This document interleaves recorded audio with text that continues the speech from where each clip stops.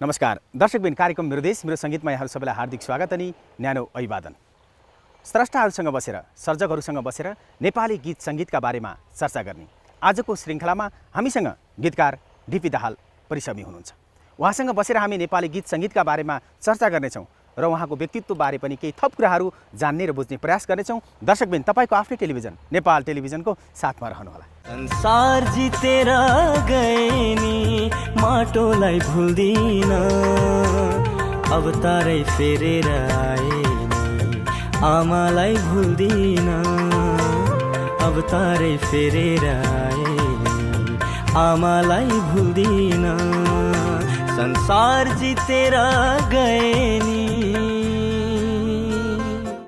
पिता परशुराम दाहाल र माता गङ्गामाया दाहालका सुपुत्र डोलप्रसाद दाहालबाट डिपी दाहाल परिश्रमी बन्नुभएका सर्जक डिपी दाहालको जन्म विक्रम सम्वत 2029 साल चेस 6 गते ओखलढुङ्गा जिल्लाको प्राप्चामा भएको हो। आफ्नो जीवन भोगाइहरूलाई समाज, देश र प्रकृतिका विषयवस्तुलाई सृजनात्मक चेतद्वारा अभिव्यक्त गर्दै आउनुभएका डिपी दाहाल परिश्रमी नेपाली सङ्गीत क्षेत्रमा एक सशक्त गीतकारका रूपमा स्थापित नाम पनि हो। ऊ खुसी छ भनेर नसोचौँ साथी, उसको अन्तर्मन हाँसेको छैन। ऊ दुखी छ भनेर नसोधौँ साथी, उसको भित्री मर्म बुझेको छैन। हुनसक्छ ऊ भित्र रोएर बाहिर हाँसिरहेछ, ऊ बाहिर हाँसेर भित्र रोइरहेछ।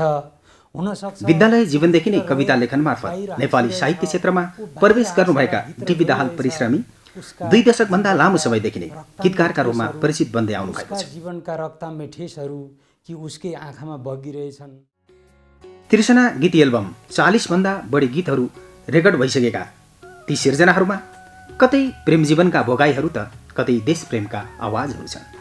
यसरी आफूलाई एक सचेत चिन्तक र साधकका रूपमा नेपाली साहित्य र सङ्गीत क्षेत्रमा समर्पित गर्दै आउनुभएका सर्जक डिपी दाहाल परिश्रमीको सृजनात्मक कर्म र परिश्रमले सिङ्गो देश अनि नेपाली साहित्य र सङ्गीत क्षेत्रलाई थप पुरस्कृत र फराकिलो बनाउन हौसला मात्र होइन, यसले विशेष योगदान समेत पुर्याउनेछ।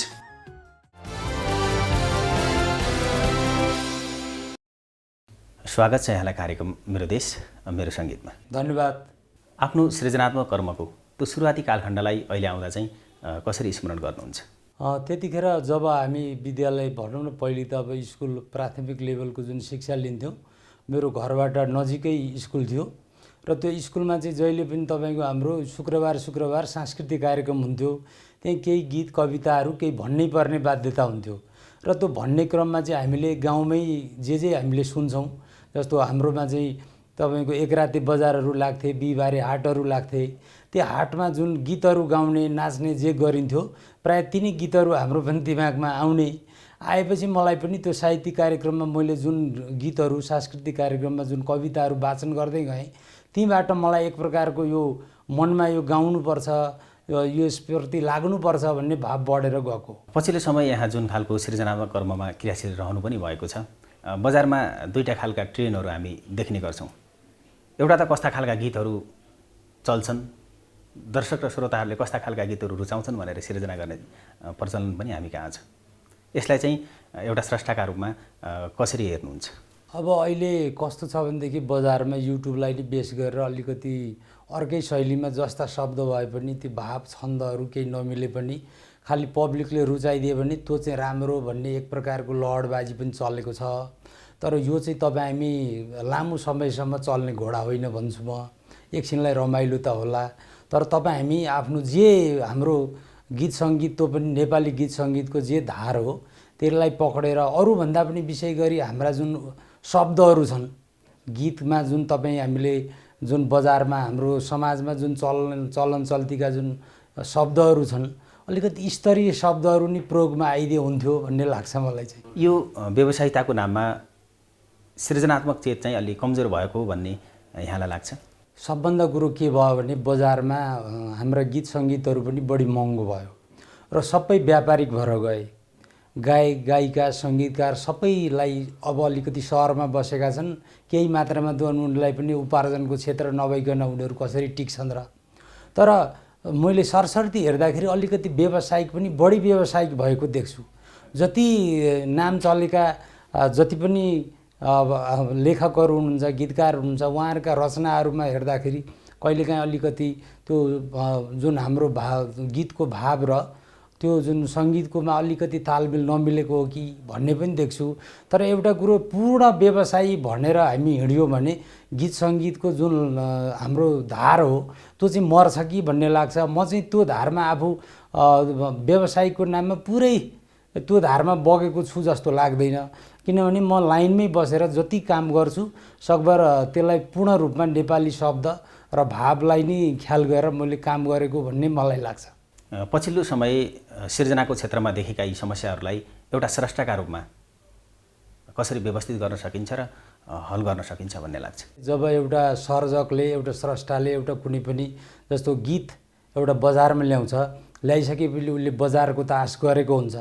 तर बजार के छ त भन्दाखेरि तपाईँको अब हाम्रो कुनै पनि जस्तो सरकारी निकायहरूमा अथवा प्राइभेट जति पनि तपाईँको अहिले एफएमहरू छन्, रेडियोहरू छन्, होइन, सञ्चारका जुन माध्यमहरू छन्, ती सुलभ रूपमा त्यसका गीतहरू बज्ने अवस्था हुँदैन। जो मान्छेको पहुँच छ, जो मान्छे अलिकति सबैतिर सम्पर्क गर्न सक्छ, जनसम्पर्क छ, त्यो अलिकति बजारमा पनि चाँडो आउँछ। कि त उसको अहिले भाइरल भन्ने शब्द छ, त्यो भाइरल हुनु पऱ्यो। भाइरल भनेको तपाईँको के हो त भन्दा कि अत्यन्तै राम्रो, त्यो असाध्यै हुनु पऱ्यो कि धेरै नराम्रो हुनु पऱ्यो, त्यो भएपछि नै भाइरल हुने रहेछ। त्यो भएको कारणले त्यो भाइरलको पछाडि लाग्दा चाहिँ तपाईँको अहिले धेरै कुराहरू बिग्रेर गएको पनि देख्छु। तर सबै बिग्रेको भन्न पनि मिल्दैन, किनभने राम्रा राम्रा गीत सङ्गीतहरू पनि आइरहेका छन्। तर हाम्रा श्रोता दर्शकहरूले त्यसलाई छानेर हेर्न कसरी पाउँछन् त भन्दा पूर्ण बजारीकरणमा त जस्तो तपाईँको भन्नुहोस् न, अब हाम्रो पहिले रेडियो नेपाल टेलिभिजन जति हाम्रा गीत सङ्गीत पहिले हामीलाई बजारमा ल्याउने, आज हामीलाई यो लेखक बनाउने, गीतकार बनाउने त पहिले यिनै माध्यमबाट हामी पनि आकर्षित भएर नै लाग्यौँ। तर त्यहाँ हाम्रो पहुँच कति छ त? जस्तो रेडियो नेपाल बाहिर रेकर्डिङ गर्छौँ हामी गीतहरू, यहाँ उत्पादन गर्छौँ, हाम्रो कति लागत लागेको छ, त्यो लागतलाई हामीले कतिको हामीले त्यसको हामीले फिर्ता लिन सकेका छौँ कि छैनौँ त भनेर हेर्ने हाम्रो त्यो कहाँ छ त? कुन निकायले चाहिँ यसको गणना गर्छ त? अब त्यत्तिकै अब बोलेर मात्रै त हुँदैन। तर त्यो तरिकाले चाहिँ सबैतिर आम्दानी र खर्चलाई एउटा व्यवस्थित तरिकाले पारदर्शी ढङ्गले उत्पादन गर्दा यति लाग्दो रहेछ, यति खर्च हुँदो रहेछ भनेर एउटा सामान्य गीतमा तपाईँको एउटै रेटको तपाईँले कति लाग्यो भनेर भन्न सक्नुहुन्न। तर सबैले कमाएको छ भन्ने त छैन। र जतिले कमाएका छन् अरूले चाहिँ तपाईँको एउटा आत्मसन्तुष्टिको लागि म यतिका वर्ष यो लाइनमा लागेँ तैपनि मेरो पहिचान पनि मैले चाहे जस्तो किन भइरहेको छैन त, म पनि के कम भनेर जुन गर्ने चलन चाहिँ छ। तर भए पनि सबैले एउटा सन्तुष्ट लिएर हिँड्ने अवस्था चाहिँ म देख्थेँ। सिर्जनाका हिसाबले नेपाली मौलिकतालाई र पहिचानलाई बचाउनको निम्ति समग्रमा स्रष्टाहरूको तर्फबाट खेल्नुपर्ने भूमिका र राज्यको तहबाट निर्वाह गर्नुपर्ने भूमिका चाहिँ के हो भन्ने लाग्छ? राज्यको तहबाट पनि पिटिकै ध्यान पुगेन। किनभने तपाईँको ऐन कानुन नियम बनाउँदाखेरि पहिले यो समाजलाई हेरेर त्यो समाज कस्तो छ, त्यहाँ के भइरहेछ, त्यसले हामीलाई पछि कता लान्छ र हामी कहाँ जाने हो, हामी राज्यको निर्धारित नीति के हो, अहिले के भइरहेछ, कसो भयो भने चाहिँ हाम्रो भविष्य एउटा नेपालीका लागि चाहिँ राम्रो एउटा दिशा दिन सकिन्छ भन्ने काम भर्न कि भन्ने लाग्छ। किनभने अब गीतहरू आएका छन्, त्यसको शब्दहरूको बारेमा हुन त फेरि यो पहिले तपाईँको यो सेन्सर गर्ने र गीतहरूलाई पनि एउटा पास गर्ने विभिन्न चलन पहिले रेडियो नेपालमा मात्रै थियो। अब बजारमा त्यो गर्दाखेरि होइन कहाँ हुन्छ, यस्तो उदारीकरण यस्तो नीति त भनिन्छ, तैपनि अलिकति काहीँ न काहीँबाट चाहिँ यो के भइरहेछ भन्ने अनुगमन र हेर्ने, मोनिटरिङ गर्ने र जसले त्यो लाइनमा जुन क्षेत्रमा लागेका छन् तिनीहरू पनि टिक्न सक्ने, त्यहाँको नीति नियम र वातावरण भइदियो भने मात्रै यो लाइन अलिकति राम्रो भएर जान्छ। किनभने केही गर्न खोज्नु त यो साहित्यको लागि, गीतको लागि त अत्यन्त राम्रो। राज्यले आफैले लगानी नगरिरहेका बेलामा नागरिकले गर्नु त फेरि नराम्रो होइन नि, एकदम राम्रो। तैपनि नागरिकहरू पनि उनीहरू के हुनु पर्यो त भन्दा आफ्नो लगानी गरेपछि त्यसको कमाइ भनौँ न, तपाईँले 10 रुपियाँ खर्च गर्नुभएछ भने तपाईँको मिहिनेतसहित तपाईँले 12 रुपियाँ पाउने बजार बनाउनुहोस् त, 2 रुपियाँ मात्रै लिनुहोस्। तर त्यसले के गर्थ्यो त भन्दा तपाईँको पुँजी पनि फस्दैन थियो, लगानी पनि डुब्दैन थियो, सबै मान्छेहरू सस्टेन पनि हुन्थे र यो बजार चाहिँ एकदम दह्रो भएर जान्थ्यो र आर्थिक उपार्जनको बाटो क्लियर अलिकति प्रष्ट भएपछि तपाईँको उनीहरूले पनि एउटा भनौँ न राज्यलाई पनि केही करहरू तिर्थे, होइन। हिसाब किताबहरू टाइममा बुझाएपछि उनीहरूलाई के हुन्थ्यो भने राज्यलाई पनि राम्रो आफ्नो के भइरहेछ भन्ने डाटा पाउन सजिलो हुन्थ्यो र काम गर्नेहरू पनि अलिकति हामीले यस्तो गरेका छौँ भन्ने उनीहरू पनि आफू सन्तुष्ट लिन सक्थे। अब अहिले नभएको होइन, सीमित कम्पनीहरू जो इस्टाब्लिस कम्पनी छन् तिनले त बुझाएका पनि छन्, हिसाब किताब पनि पेस गरेका छन्, तैपनि तपाईँको प्रष्ट रूपमा नभएको हो कि भन्ने कुरा त फेरि ताजै छ। सिर्जनाका बारेमा चर्चा गर्दै गर्दा वास्तवमा चाहिँ सिर्जना के हो भन्ने लाग्छ? सिर्जना भनेको एउटा युगीन आवाजै हो जस्तो भन्नु न। आज हामी रत्नदास प्रकाशका जुन ती गीतहरू जुन छन्, मेलुवा देवीका जुन गीतहरू छन्, त्यो बेला उहाँहरूले कुनै त्यत्रो ठुलो म यति कमाउँछु भनेर त रेडियोमा गीत गाएको त होइन नि। रेडियोमा उहाँ एउटा इच्छा शक्ति थियो, उहाँ गायक हुनुहुन्थ्यो, त्यो गीत गाउनुभयो। आज हामीले त्यो बेलाको धार हेरेर त्यो बेलाका कलाकारहरूले कसरी चाहिँ मिहिनेत गरेका रहेछन् त सिर्जनालाई भन्ने कुरो हेरेर तपाईँ हामीले व्याख्या गर्ने हो। जस्तो त्यो बेलादेखि म अहिले जुन अवस्थामा छु, मैले अहिलेसम्म जान्ने भनेको जस्तो 2007 साल चैत्र 20 गते जस्तो लाग्छ मलाई रेडियो नेपाल स्थापना भएको। त्योदेखि तपाईँ हामी लगभग 7 देखि अहिले 77 भनेपछि लगभग 65-70 वर्षको हिसाबमा जुन गीत सङ्गीतको कुरा हेर्ने हो भने अहिले पनि तपाईँको के छ त भन्दाखेरि बिचबिचमा जुन हामी उही तत्सम तद्भव आगन्तुक भने जस्तो जुन आगन्तुक कुराहरूलाई बढी अहिले अलिकति बढी लिइ पनि रहेका छौँ। किनभने सङ्गीत भनेको जसलाई रसपान गर्दाखेरि जो जेमा इच्छा शक्ति हुन्छ, जो खुसी हुन्छ, त्यही भएर ऊ चाहिँ सङ्गीतमा चाहिँ अब विदेशी सङ्गीतको लागि पनि बढी आकर्षित भएको भन्ने पनि भनिन्छ। तर त्यसो भने पनि प्रत्येक देशले आफ्नो देशको पहिचान त नगुमाइकनै काम गर्छ नि त। हामीले अरूलाई पनि आकर्षित गर्ने, हाम्रो सङ्गीत पनि त बजारमा बाहिर बेच्नु त पर्यो नि त। र हाम्रो पहिचान संस्कृति भनेकै नै हाम्रो सम्पत्ति हो। यसलाई हामीले लग्यौँ न, यसलाई हामीले संरक्षण सम्वर्धन गऱ्यौँ न भने त हाम्रो पुस्तापछि कसले गर्छ त कि राज्यले नै गर्ने हो। हाम्रो मूल घर भनेकै राज्य हो। हामी एकजुट भएर हाम्रो आफ्नो पहिचान र संस्कृतिको लागि चाहिँ हाम्रो लाइन धार भित्रै रहेर हामीले चाहिँ केही गर्नुपर्छ भनेको न हो। मैले चाहिँ त्यही देख्छु। किनभने जति पनि यहाँ प्रबुद्ध जति देख्छु उहाँहरू सबैजना मिहिनेत गर्नुभएको छ, उहाँहरूमा चिन्ता त्यत्तिकै छ। तपाईँले एउटा भर्खरै म जोड्छु, अस्ति मैले एउटा गीत रिलिज गरेको थिएँ। त्यो गीत क्षितिज पारीमा भन्ने, त्यसमा अब हाम्रो सिद्धहस्त अब शताब्दी पुरुष अब सत्यमोहन जोशीले आएर उहाँले भन्नुभयो, उहाँले त्यो बेलादेखि नेपालमा पहिलो गीतको अनुसन्धान गर्ने मान्छे उहाँले चाहिँ लोकगीत के हो, अरू गीत के हो, विभिन्न कुराहरू जसरी उहाँले बुझ्नुभएको छ, उहाँले आएर पनि त्यही कुरा भन्नुभयो। हामीले कहिले हाम्रो नेपाली पहिचानको लागि धार छोड्नु हुँदैन। हामीले जति गर्न सकेका छौँ, तपाईँ आफूलाई व्यक्ति नसम्झनुहोस्। तपाईँ हामी व्यक्ति मिलेर देश बन्ने हो। त्यो भएर हामीले यसै गरी काम गर्दै जानुपर्छ भन्ने कुराले चाहिँ अलिकति तपाईँले भनेको प्रश्नमा वास्तवमा यो त तपाईँको अलिकति आफ्नो देश कला संस्कृति भनेको त हामीले नभने पनि देशसँग त जोडिएकै हुन्छ नि। एउटा स्रष्टाका लागि कुन समय खास गरी सिर्जनाका लागि उपयुक्त हुन्छ भन्ने लाग्छ?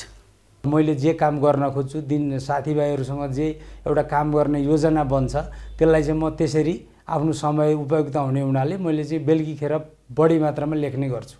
आफ्नो चाहिँ अब समय नै त्यतिखेर चाहिँ कुरा पनि जोड्न चाहे। हजुर हजुर। खास गरी एउटा सर्जकका लागि समाजका अन्तर्विरोधहरू प्रदान हुन सक्छन् कि हजुर, हैन, घटना परिघटनाहरू प्रदान हुन सक्छन् कि हजुर, स्वयं स्रष्टाको कल्पना शक्ति चाहिँ प्रदान हो जस्तो लाग्छ? यसमा चाहिँ जति त्यो सर्जक जस्तो अब मभन्दा अलिक विशिष्ट साहित्यकारहरूले उनीहरूले जुन आफ्नो देशको जुन छ भाषा कला संस्कृतिलाई जसरी उनीहरूले आधार लिएर आएका हुन्छन्, त्यस्तै म कता गइरहेछु भनेर उनीहरूले पनि विश्लेषण गरिरहेका हुन्छन् क्या।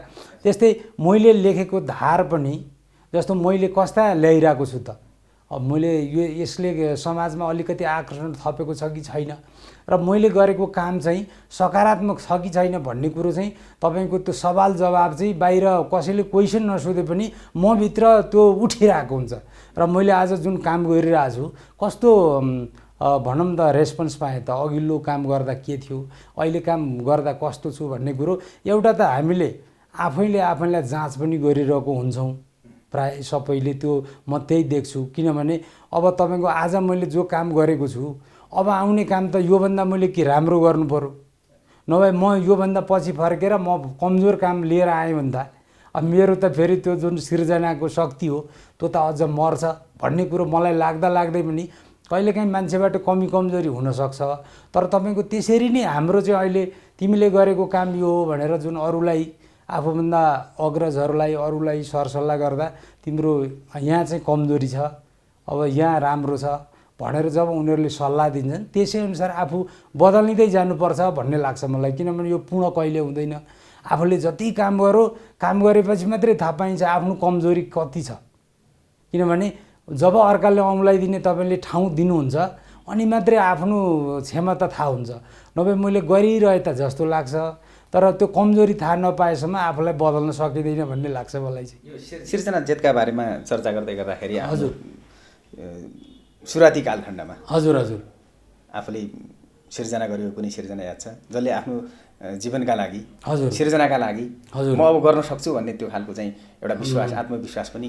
त्यो बेला चाहिँ तपाईँको कस्तो भनेदेखि जस्तो अब विभिन्न लेख्नेहरू क्रममा जब म लेख्दै आएँ, जब रेडियो नेपालमा तपाईँको मेरो रुमलिएको जिन्दगी भन्ने गीती नाटक 2052 सालमा त्यो प्रसारण भयो।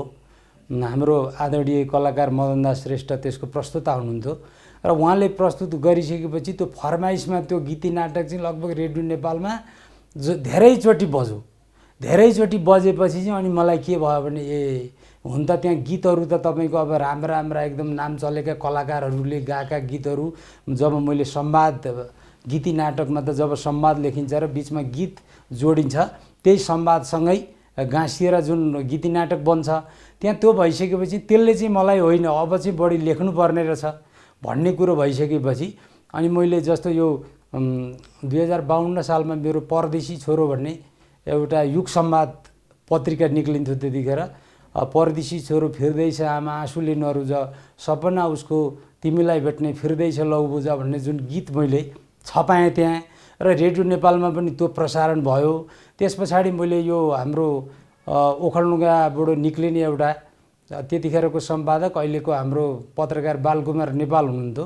अनि त्यतिखेर ओखलढुङ्गाको दर्पण समथिङ यस्तै के एउटा निक्लेको थियो पत्रिका। त्यहाँ चाहिँ मेरो अनि मनभित्रका मानसपटलमा गुज्रेका यात्राहरू भन्ने एउटा मेरो जुन मैले प्रकाशन गरेँ, त्यस पछाडि चाहिँ अलिकति बढी मात्रामा तेरो राम्रो छ भन्दै भयो। पछाडि मैले आर्थिकमा पनि कलम चलाउँदै गएँ र त्यो भएको कारणले मलाई चाहिँ अब एउटा कस्तो त भन्दा काम आफ्नो व्यवसायिक काम बाहेक यो जति गीत सङ्गीत अलिकति अध्ययन अलिकति अनि आफूभन्दा अग्रजहरूको नजिक रहेर आफ्नो कामहरूको अध्ययन गर्ने, त्यसपछि त्यहाँ पढ्ने, उहाँहरूको कार्यक्रमहरूमा पनि आफू संलग्न हुने गर्दै लाँदाखेरि चाहिँ लगभग 50 सालदेखि चाहिँ म दैनिक क्रमशः लेख्दैछु। र अहिले भनेको त तपाईँको यो मैले भर्खरै एउटा जुन पुस्तक पनि बजारमा ल्याएको छु अन्तर्मनको सुसेली भन्ने, त्यसमा चाहिँ तपाईँको त्यो बेलादेखि जति पनि मैले बजारमा छापिएका र विशेष गरी मेरा जुन रेकर्ड भइसकेका गीतहरू सबै त त्यहाँ छैनन्। केही गीतहरू, कविताहरू र केही मुक्तकहरू पनि मैले त्यहाँ सङ्ग्रहित गरेर प्रकाशमा ल्याएको छु। भर्खरै मात्र यहाँले बजारमा पाठकहरूका माझ जुन खालको कृति ल्याउनु भएको छ अन्तर्मनका सुसेलीहरू, हजुर, खास गरी यो कृतिमा कस्ता खालका सिर्जनाहरू समेटिएका छन्? त्यसमा तीन खण्ड छ। एउटा तपाईँको कविता खण्ड, एउटा गीत खण्ड, एउटा मुक्त खण्ड। अब कविताहरू अलिकति बढी छन्। म फेरि कवितामा पनि अलिकति गीत चाहिँ बढी लेख्नु, तेरो गीतको कलम चाहिँ बढी राम्रो छ भन्ने अब अग्रजहरूको सल्लाह बमोजिमी मैले गीतहरू बढी त्यहाँ मेरो रेकर्ड भइसकेका र रेकर्ड हुनको लागि उपयुक्त हुने खालका त्यहाँ मैले सङ्कलन गरेको छु। जम्मा 168 पेजको किताब छ र त्यसमा अधिकांश एक प्रकारले भनौँ न, हुन त लेखक जति लेखिँदै पछि आइँदै गइन्छ अगाडिका सिर्जनाहरूमा चाहिँ केही कमी भयो कि भन्ने महसुस नै हुँदो रहेछ। तर त्यो भएको कारणले आफूले जतिखेर सिर्जना तयार भइसक्छन् त्यतिखेर निकालिहाल्नुपर्ने रहेछ बजारमा। त्यसपछि मात्रै आफू परिवर्तनशील भएर अर्को सिर्जनाको लागि उपयुक्त हुँदो रहेछ। म यो विषयमा चाहिँ अलिकति ढिलो भएको हुँ। सिर्जनाहरू पहिले नै तयार थिए, अहिले पनि मेरो पछि त्यो बेला विभिन्न हाम्रो वन्दना भयो, कौशिकी भयो, यिनीहरूमा साहित्यिक पत्रिकाहरूमा निक्लेका जस्तो कथाहरू पनि अब मेरो पुस्तक भनौँ 10-15 वटा कथाहरू एक प्रकारले अब अर्को पुस्तक निक्लने तयारी जस्तो छ। यस्तै अब यो क्षितिज पारीमा तपाईँको यो गीत एउटा हो भने यसको एल्बम पुरा गीतहरू फेरि म बजारमा ल्याउँदैछु। त्यस पछाडि अब यो क्षितिज पारीमा भन्ने नि मलाई त्यो किताब नि निकाल्ने अर्को यो अन्तर्मनको सुसेलीपछि मैले त्यही लक्ष्य राखेको छु। किनभने अब त्यसमा चाहिँ अलिकति त्यो शीर्षक सबैले मन पराइ पनि दिनुभयो। फेरि आफूलाई पनि कस्तो लाग्यो भने अब क्षितिज भनेको हेर्दाखेरि त ठुलो त्यो डाँडाले माथि आकाश चाहिँ छोइरहेको देखिन्छ, तर त्यहाँ पुगो फेरि उता त छैन, फेरि अर्को क्षितिज देखिन्छ होइन। अनि मान्छेको जीवन पनि एक प्रकारले अहिले गरिखाएको छ, सबै गरेको छ, अन्तिममा त यो सिद्धिन्छ, फेरि यो क्षितिज पारीमै जाँदो रहेछ भनेपछि यो तरिकाले चाहिँ यो क्षितिज पारी उपयुक्त छ कि भन्ने किसिमले आउँदा अहिले त्यसमा अलिकति राम्रो सकारात्मक एउटा भनौँ न सरसल्लाह सुझाव पनि पाएकोले अझ काम गर्नलाई अझ हौसला बढेको मैले महसुस गरेको छु र जिम्मेवारी पनि पहिलेभन्दा अलिकति सिक्नै जानुपर्छ भन्ने मलाई लागेको छ। खास गरी गीत सङ्गीतले समाजको मनोविज्ञान र दृष्टिकोण निर्माणमा कस्तो खालको सकारात्मक र नकारात्मक प्रभाव पारिरहेको छ भन्ने लाग्छ? समाजमा तपाईँको नकारात्मक र सकारात्मक दुइटै त हुन्छ, तर अहिले के छ त भन्नुहुन्छ भने अब सकभर सकारात्मक रूपतिरै सबैले त्यो धार पक्रेका छैनन्, सकभर सकारात्मक धार नै पक्रेको देख्छु म। तपाईँको अब केही प्रतिशतमा हेर्ने हो भने केही नकारात्मक कुराहरू पनि नभएका होइनन् छन्। विशेष गरी यो युट्युबतिर अहिले भ्युज बढाउनुको लागि जस्ता पनि सामग्रीहरू राख्ने होइन, त्यस पछाडि ती मान्छेहरू जो भाइरल भइसकेका हुन्छन्, भाइरल भइसकेपछि तिनीहरूलाई चाहिँ फेरि कारवाही गरे भन्ने हामी सुन्छौँ। हामीलाई त्यो राम्रो लाग्दैन, किनभने एउटा कलाकार भइसकेको मान्छे एउटा बजारमा समाजले चिनिसकेको भनेको त्यो समाजको एउटा सम्पत्ति बन्नुपर्छ भन्ने लाग्छ मलाई। त्यो भएर हामीले सकारात्मक यदि हामी समाजले पनि यदि खालि गलत कुरालाई मात्रै बढी प्रश्रय दियो भने त हेर्नुहोस्, यो म त समाज नै ऐना हो भन्छु। समाजले गलत आयो भने पनि रोक्ने कोसिस गरौँ, त्यसलाई बढी महत्त्व दिएन भने त्यो तपाईँको अगाडि बढ्न सक्दैन। र राम्रो कुरालाई समाजले महत्त्व दियो भने त्यो अनुसार जान्छ। अहिले जसले पनि भन्छन् नि, चाहे राजनीति गर्ने मान्छे हुन्, चाहे साहित्यकर्मी हुन्, कलाकर्मी हुन्, लेखकहरू हुन्, पत्रकारहरू हुन्, तिनीहरू अन्तिममा प्रश्नको उत्तर त कहाँबाट लिन्छन् त भन्दा समाजबाटै लिन्छन्। त्यो भएर समाज चाहिँ त्यसको अन्तिमको पहरेदारको रूपमा रहेकोले अलिकति गलत कुरालाई चाहिँ समाजले पनि अलिकति खण्डन गर्नुपर्छ र राम्रालाई प्रोत्साहन गर्नुपर्छ भन्ने लाग्छ। हामी जाँदा जाँदै यहाँको आफ्नै सिर्जना हजुर जो आफैलाई पनि बढी आनन्द लाग्छ। हजुर अहिले अन्तर्मनको सुसेलीबाट होस् या आफ्नो जीवनको सृजनात्मक कर्मको यो लामो अवधिमा 2 दशकभन्दा यो लामो अवधिमा चाहिँ सबै सिर्जनाहरू प्रिय त हुन्छन् नै, हजुर हजुर, तर आफैलाई चाहिँ मनपर्ने गीत चाहिँ सिर्जना त्यो गीत चाहिँ अहिले छनौट गर्नुपर्दा कुन? गीतहरू त मैले धेरै लेखेको छु। त्यसमा अहिले यो क्षितिज पारीमा सुख दुःख फल्छ फुल्छ जीवनभरिमा भन्ने मलाई अत्यन्तै यसले छुन्छ र यसमा जीवन भनेको जहिले सदाबहार गीत आज तपाईँको आज 10 दिन चल्ने भोलि 10 दिनमा हराउने नभएर यो चाहिँ जीवनभर अब अन्तिममा हामी जाने पनि क्षितिज पारीमै हो र अहिले जति पनि कामदाम गरिरहेका छौँ यो सुख दुःख नै हो हाम्रो जीवन भनेको। त्यसबाट जति राम्रो फल्ने फुल्ने हुन्छ त्यसलाई हाम्रो आफ्नै जीवनको एउटा हिँड्ने शैली, उठ्ने शैली, खाने शैलीले निर्धारण गर्छ भन्ने कुरो नि लाग्छ र मलाई यही क्षितिज पारीमा सुख दुःख फल्छ फुल्छ जीवनभरिमा भन्न चाहन्छु।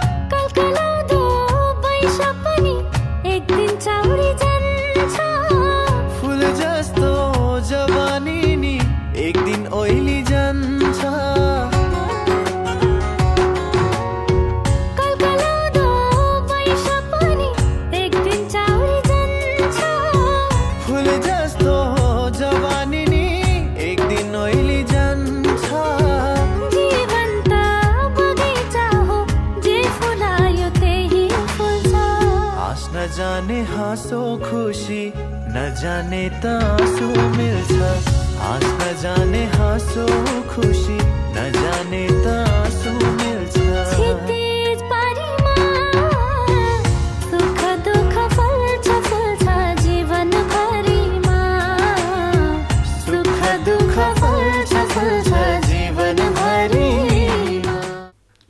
महत्त्वपूर्ण समय र आफ्नो विचारको निम्ति हामी हाम्रो कार्यक्रमको तर्फबाट यहाँलाई हार्दिक आभार व्यक्त गर्न चाहन्छौँ। यहाँलाई पनि विशेष मरिमरि धन्यवाद। मेरो यो जुन सिर्जनाहरूलाई सम्झेर यसरी यो जुन तपाईँको टिमले यसरी सम्झिदियो यसका लागि म पनि ऋणी छु र राम्रा कामहरू यसै गरी गर्दै गएँ भने मैले गलत गरेँ भने मलाई सजग गराइदिनु होला भन्न चाहन्छु। धन्यवाद यो टिमप्रति।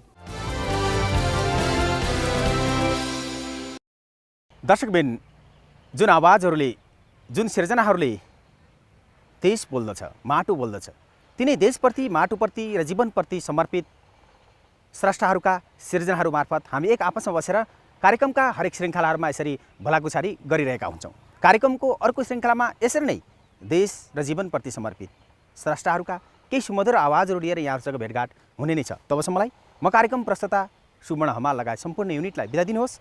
नमस्ते, शुभ पल।